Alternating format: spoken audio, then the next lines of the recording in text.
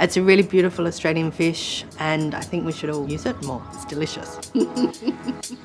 Hello, I'm Tama and I'm in the AEG kitchen and we are cooking a spice rub murray cod with a sage, curry leaf and caper burnt butter sauce. For this recipe, we've got two elements. We've got the herbs and we've got the spices. It's a simple dish, but all the energy goes into the spice mix. And we use that in an unexpected way in terms of it's quite bountiful. So you use heaps of spices. It's got quite a lot of pepper, chili, heaps of coriander seeds, and it goes really well with the murray cod. It's a beautiful Australian fish. It's got that kind of earthiness that stands up to all of these rich spices. I always have favourite combinations of the moment, and my combination of the moment is the fried curry leaves and fried sage leaves.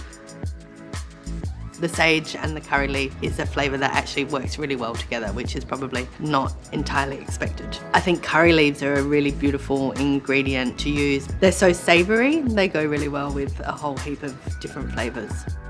You get the saltiness and the crunch from the capers, and the sage and the burnt butter work really well with the fish. It gives that extra butteriness, a heap of lemon juice as well. And all the leaves are fried and delicious, so it ends up just being this big jumbly mess of fried herbs and spices.